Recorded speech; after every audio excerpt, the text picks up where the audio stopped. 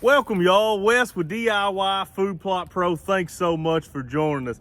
Today's episode, we're going to talk about how we're going to add diversity, how we're going to add another food source in areas where maybe topography doesn't really allow for us to add a bunch of food plots. This is a place inside the woods on the hills and hollers that we can add a lot of food to help hold our whitetails.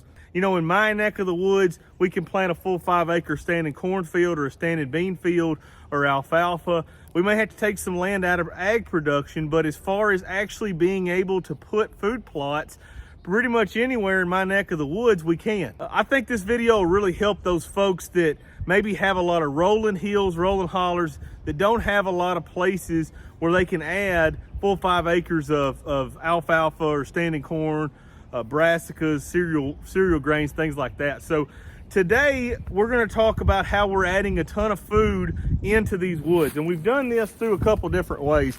I went in here last week and clear cut pretty much all this entire area right here, let the light hit the forest floor to start getting a lot of this woody browse and start getting a lot of this growth. But we're going to take it a step further than that. You know, we could 100% just let this grow up back into hardwood regeneration, and we certainly are in spots. We definitely want this area to be thick, but also we're going to add some trees in here that are going to provide us with additional hunting opportunities in the late season. In most of my plans that I make for folks, I'm recommending adding trees. And that is because most people love the idea of adding trees, but then it's a 3 to 5 to 10 years to maybe to maturity. And so they don't ever get around to actually doing it.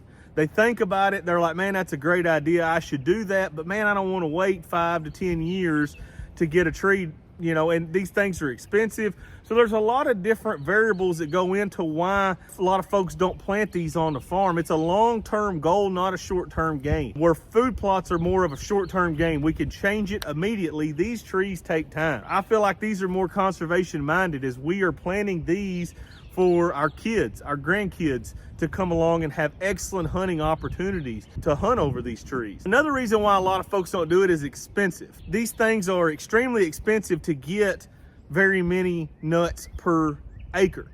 The issue is most people want to plant 2 or 3. The reality of it is a chestnut tree doesn't produce a significant amount of chestnuts when it's full grown. So to be able to get any number, a decent enough number to feed a large group of whitetails that are coming in and you want to hunt them, you're going to have a significant amount of trees. But this is something that I recommend because I don't ever see it. You don't see chestnut trees growing on farms. You just don't see. Very, very, very few people actually spend the time, the effort, the money to plant these things. It's much easier to go down to flat land and put a food plot in than it is to come in here and clear 2.5 acres of land and then try to come in here and fight these roots to plant new plantings. But today I'm going to show you exactly how we do this, and I'm going to show you how we have the most success planting these chestnut trees. I have got several materials on the list with me today. I packed in here to the woods. You can see that we're in an area where there's a lot of sun. There's obviously one branch right there right over my face right now, but we've cleared this area out. Chestnuts require a minimum of 6 hours of sunlight per day. They require a heavily acidic soil, and they require ground that drains. You don't want to put these down in the river bottoms, okay? Those are 3 big requirements for those, and this area here fits the bill on all 3. So we've got a fairly acidic soil. We run 5.3 to 5.7. That should be fine here. We're on the top of a ridge that drains really well. It's real rocky. Not gonna have an issue with staying too wet up here by any stretch of the imagination. And because I cut all this timber in here the other day, we easily have a minimum of 6 hours of sunlight in here every single day. So we're gonna go through here. I'm going to plant these and show y'all how I'm gonna plant them. There are ways that we can better our odds with these trees. Okay, so the first thing that I'm going to do, I'm going to clear out a spot with a rake for that tree to go.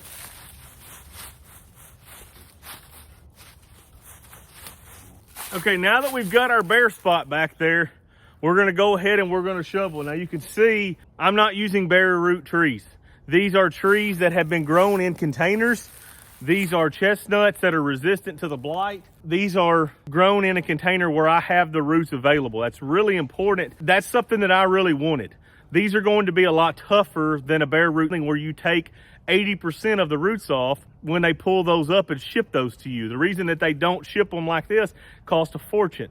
So that's the reason why you get bare roots, because they're a lot cheaper. They're a lot easier to ship. I like these a lot better. They've already got an established root system. We just have to work that out. Now, the worst part about this right here, we really need a hole about 2.5 times the size of that bucket that those trees are growing in. So we really can't go in there and just plant a size of the bucket. Where with a bare root, we could really, it's a pretty small hole, put it down in there, make sure there's no compaction, and roll on.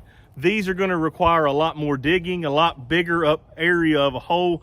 This particular chestnut here is about 36 inches high. You can see we got about an 8-inch hole. I'm gonna explain that here in just a second, but we're gonna start out digging about an 8-inch hole.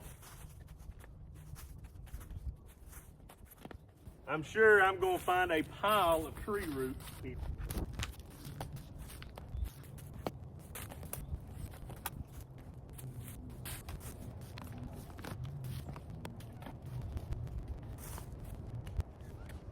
Okay, so I got the preliminary hole dug. One very important note to mention is when this tree starts getting bigger at the very base, which you have to figure that out, that needs to be above the ground or at ground level. If you bury that, you're likely to kill this tree. So what we're going to do, I need to dig this out just a little bit more, but I need to fill in a little bit at the bottom because that's too deep right now. I dug the hole too deep. I never would have guessed that this would have been this easy to have dug in the middle of these woods like this. But so we're going to fill a little bit of this in, and then we're going to make this hole a little bit bigger around the outside. I want to make sure that I've got good loose soil to go back in there. Another very important note to mention, this soil is not sopping wet, okay? If you do this and the soil is pure mud, all that's going to do is make that concrete, and that tree's going to more than likely die. So you have to do this when soil conditions are correct. This is a little on the wet side, but it won't go into a ball. It busts all into pieces.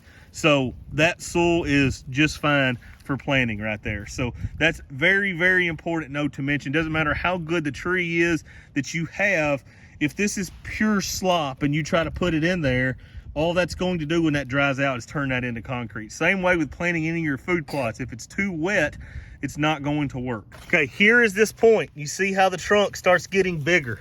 I'm gonna roll the thing out. See how that's getting bigger right there? That needs to be at minimal ground level.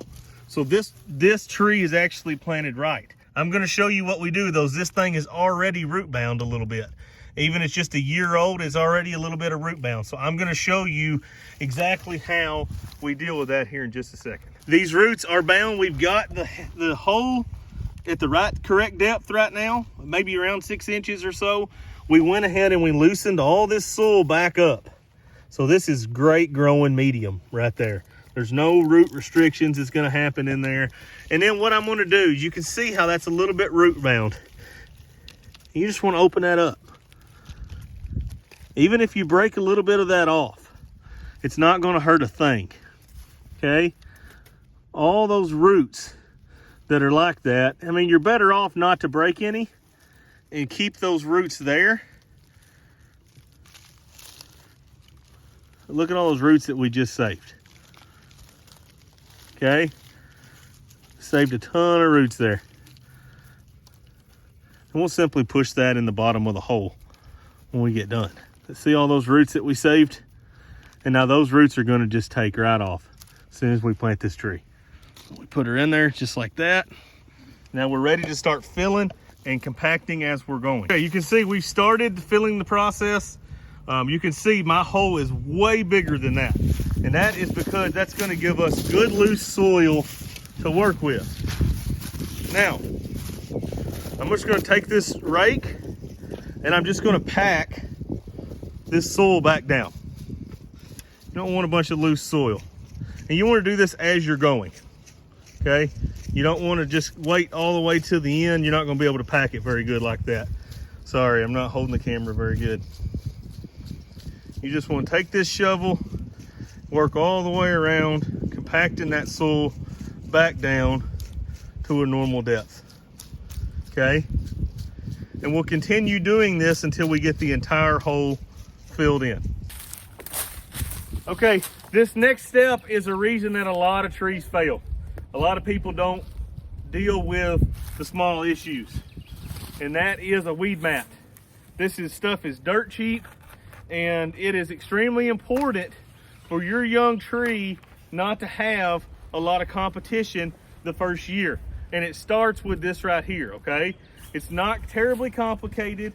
We're gonna put this out in basically a 3x3 area, and we're gonna cut a hole for this tree to fit in over top of this, and then we're gonna have a layer of protection against weeds or saplings that might want to try to come up out of this.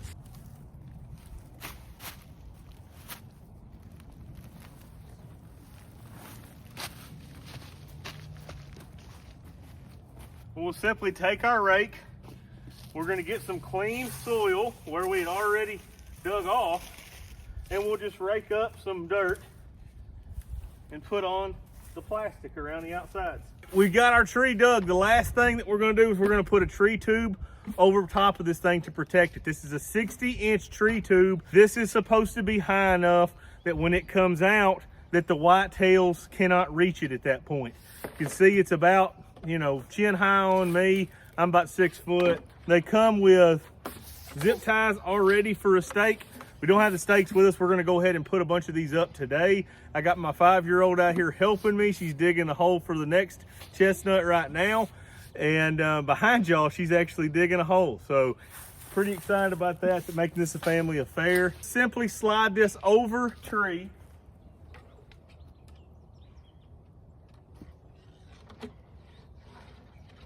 Make sure you got all the branches. We'll put it just like that right there for right now. And we'll come back and we'll put a stake right here. Now these are slatted. The idea behind this is a couple things. A, it keeps a lot of animals out off of your tree. The second thing it does is it kind of acts as a mini greenhouse. So it starts growing quicker. It's gonna be more humid conditions. I'm gonna keep an eye on these because we're in Western Kentucky and I think the protection is needed, but I also could see this getting 150 degrees during our hot summers. So I'm gonna keep an eye on this, and if needed, I will go in here and I'll cut these slats a lot stouter, a lot bigger than what they currently are. And I think 3 to 5 years, we're gonna have chestnuts on the farm. Like I said, I got the family out helping me today. Excited about that. And I told them, I said, you know, this is one of those things that we're doing right now that hopefully y'all can kill a deer over. Thank you guys so much for watching. I really appreciate it. Smash that like and subscribe button.